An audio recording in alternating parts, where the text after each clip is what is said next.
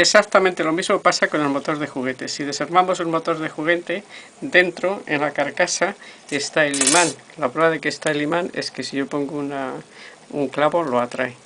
Aquí estarían las bobinas, lo que pasa es que ahora en vez de ser una son tres para que el efecto sea mayor, y entonces los extremos de las bobinas están soldados con unos trozos de cobre que están sobre el eje.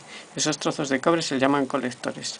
Al colocar esto aquí, frotarían con unos conductores que hay en la tapa, que no se ve, y entonces ya si lo conectamos a la corriente eléctrica tendríamos el motor. Para que veamos que funciona, pues conectamos lo unimos a una pila, le damos la corriente y entonces esto empezaría a funcionar y tendríamos ya un ejemplo de funcionamiento del motor. Bueno, para que vea que funciona, pues le hemos unido a esta, y sería el motor de juguete. Ahora ya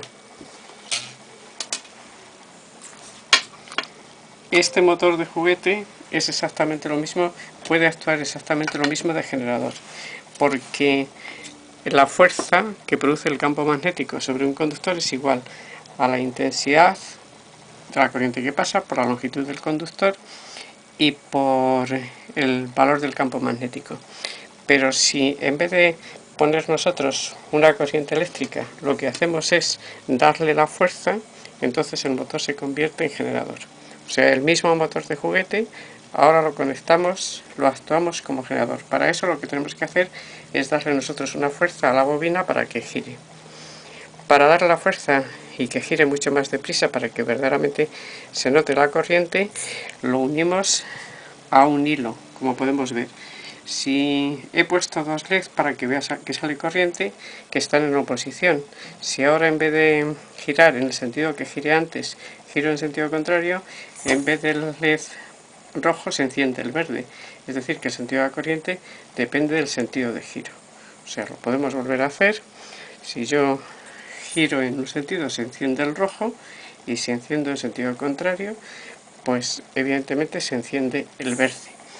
Pero también podríamos hacer otra cosa, que sería conectar los dos ejes de los motores mediante un trozo de un tubo que queden bien justos y coger de tal manera que uno quede conectado al LED para que veamos que funciona y el otro lo conectamos a una pila. Y entonces el primero, el que está conectado a la pila, actuaría como motor y el que está conectado al LED actuaría como generador. Si conecto la pila al revés, pues ahora el LED que se me va a encender, evidentemente en vez de ser el verde va a ser el rojo. O sea que ahora uno de los dos motores sería generador y el otro sería motor. El que está conectado a la pila será motor y el que está conectado al LED será generador.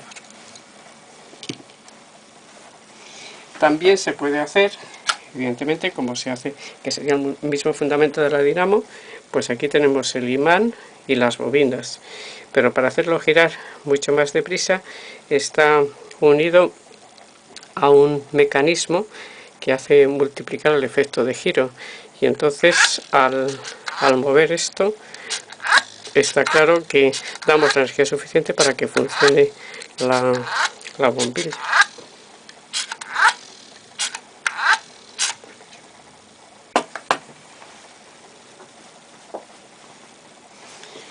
Este otro pasaría exactamente lo mismo.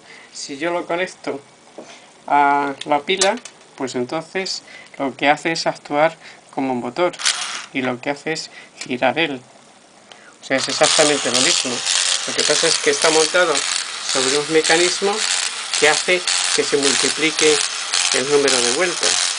Sin embargo, si lo conecto al LED,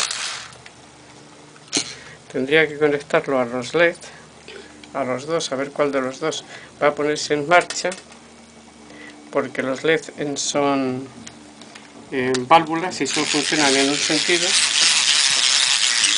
Pues entonces se nota un poco que funciona el del rostro, aunque se nota muy poco. Porque debe ser que no está demasiado bien la conexión. O sea, sería exactamente lo mismo que antes.